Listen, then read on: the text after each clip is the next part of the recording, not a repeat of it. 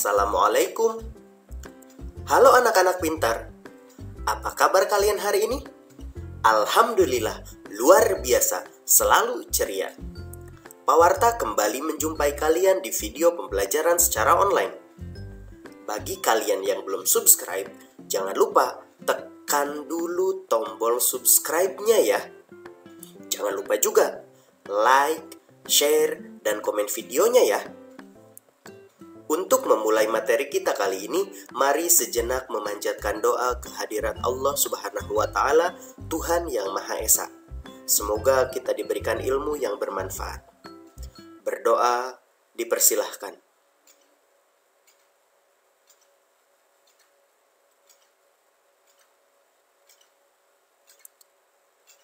Selesai.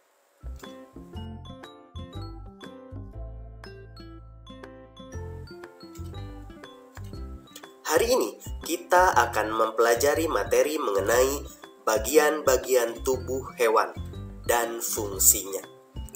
Mari kita simak materi selengkapnya.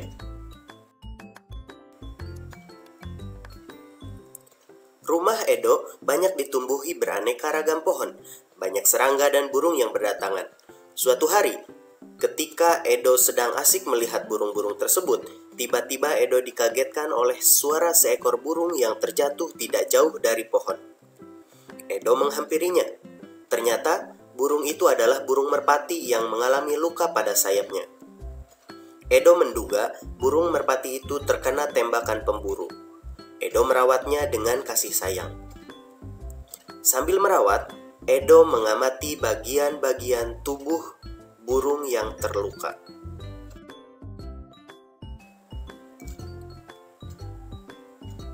Sekarang, mari kita bantu Edo untuk mengidentifikasi bagian-bagian tubuh merpati beserta fungsinya.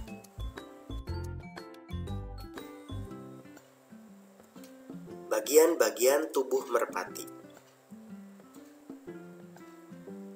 Merpati memiliki beberapa bagian tubuh, antara lain: pertama, ada paruh.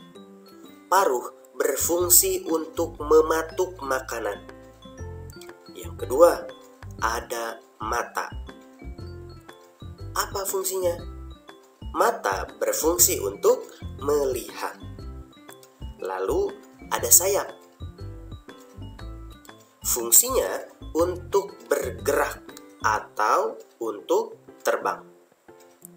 Kemudian ada ekor. Kalian tahu fungsi ekor? Ekor berfungsi sebagai alat untuk menjaga keseimbangan, terutama saat dia terbang. Yang terakhir, ada kaki atau cakar. Kaki ini berfungsi untuk berjalan saat di tanah dan bertengger saat dia berada di atas pohon. Anak-anak pintar, meskipun tubuh hewan berbeda-beda, secara umum tubuh hewan terdiri atas bagian kepala, badan, dada atau perut, serta kaki. Ada juga hewan yang memiliki bagian tubuh berupa sayap, ekor, dan sirip. Tubuh hewan juga dilengkapi dengan indera seperti hidung, mata, telinga, dan kulit. Setiap bagian tubuh hewan tersebut memiliki fungsi berbeda. Secara umum, fungsi bagian-bagian tubuh hewan itu adalah sebagai berikut ini. Mata berfungsi untuk melihat, hidung untuk bernafas, kemudian kaki untuk berjalan, melompat, bertengger, mencengkram, dan menangkap mangsanya.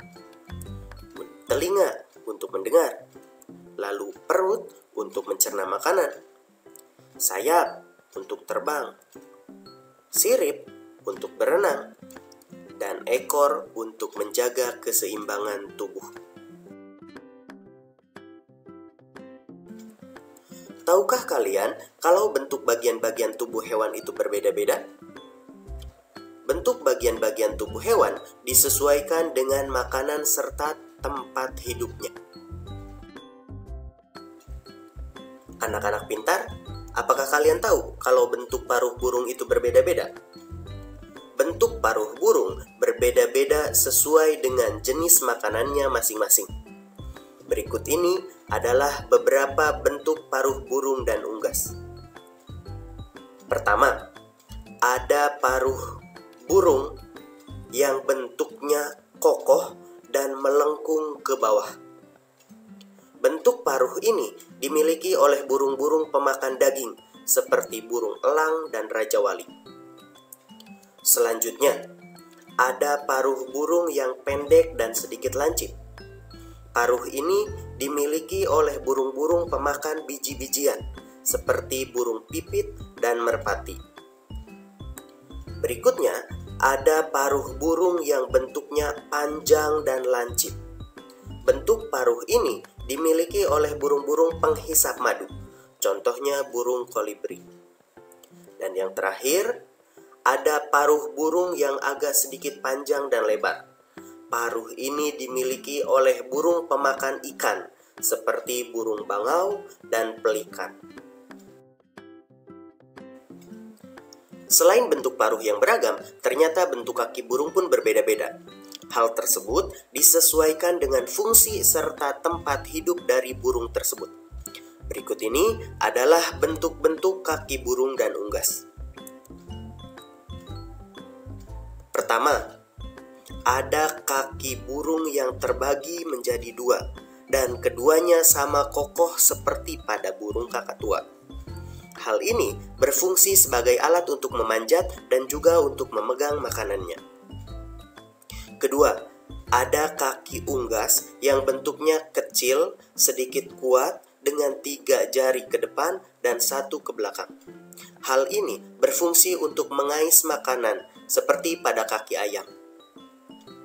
Berikutnya, ada kaki burung yang sangat kokoh dengan kuku yang tajam dan panjang. Bentuk kaki seperti ini bisa kita jumpai pada burung elang. Fungsinya untuk mencengkram mangsanya. Selanjutnya, ada kaki burung yang panjang namun kecil-kecil. Bentuk kaki ini dimiliki oleh burung pipit dengan fungsi untuk bertengger. Selanjutnya, ada kaki unggas yang memiliki selaput di antara masing-masing jarinya. Bentuk kaki seperti ini bisa kita jumpai pada bebek. Berfungsi untuk berenang dan agar tubuhnya tidak terperosok ketika berjalan di lumpur. Dan yang terakhir, ada bentuk kaki yang terbagi dua, seperti bentuk kaki yang pertama tadi, tapi agak lebih kecil. Kaki ini bisa kita temui pada kaki burung pelatuk yang berfungsi untuk memanjat.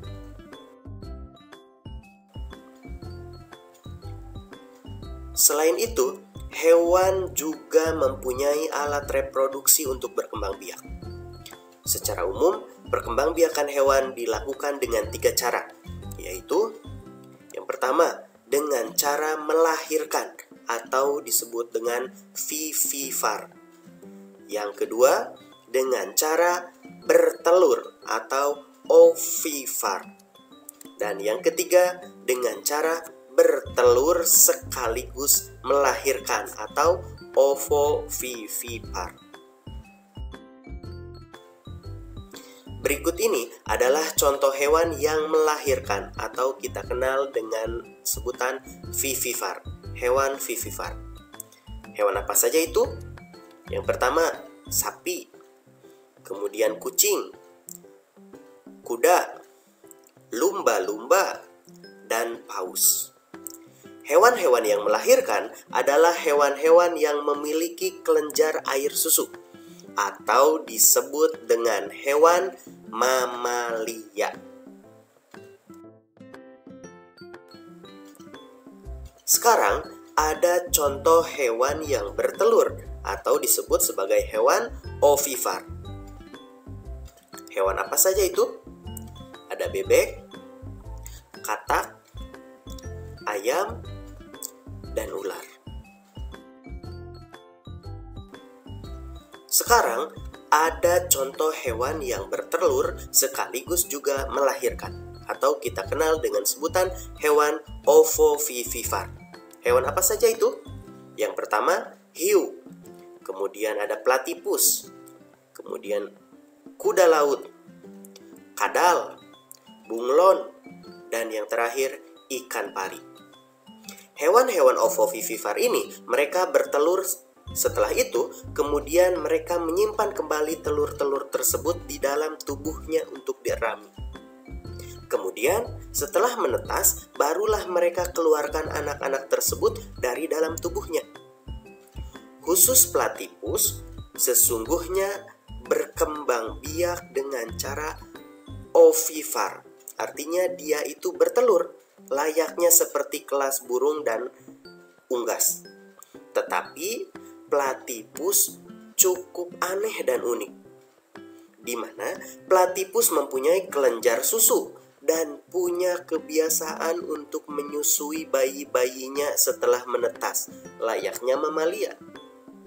Karena ketidaklaziman inilah, para ahli biologi mengelompokkan platypus ini ke dalam hewan ovovivipar.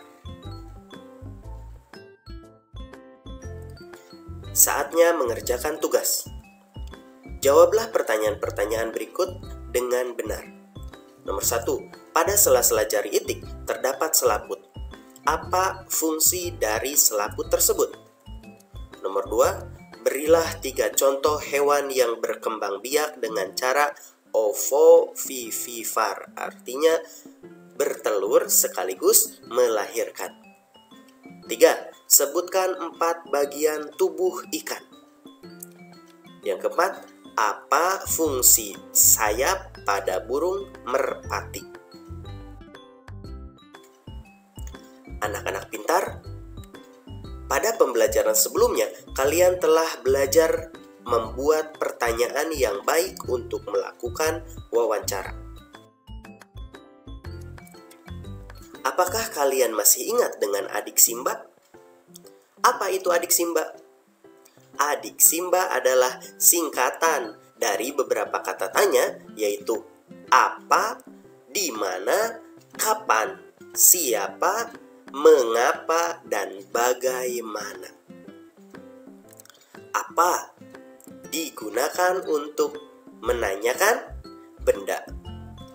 Di mana digunakan untuk menanyakan tempat. Kapan digunakan untuk menanyakan waktu. Siapa digunakan untuk menanyakan orang. Mengapa digunakan untuk menanyakan alasan. Dan bagaimana digunakan untuk menanyakan cara atau keadaan. Kemarin kita sudah pelajari bahwa pertanyaan yang baik adalah pertanyaan yang diawali dengan kata tanya.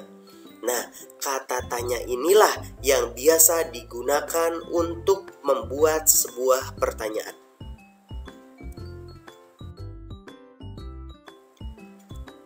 Tugas selanjutnya. Buatlah 5 buah pertanyaan berkaitan dengan bagian-bagian tubuh hewan yang telah kalian pelajari. Silahkan kalian buat 5 pertanyaan tentang bagian-bagian tubuh hewan yang tadi kita pelajari. Jangan lupa, kalian harus menggunakan kata tanya yang termasuk ke dalam adik Simba tadi. Selamat mengerjakan. Anak-anak pintar, demikianlah materi yang bisa Pak Warta sampaikan hari ini. Pak Warta berpesan, cintailah alam dengan menjaga kelestarian hewan, terutama hewan langka. Akhir kata dari Pak Warta, wassalamualaikum warahmatullahi wabarakatuh.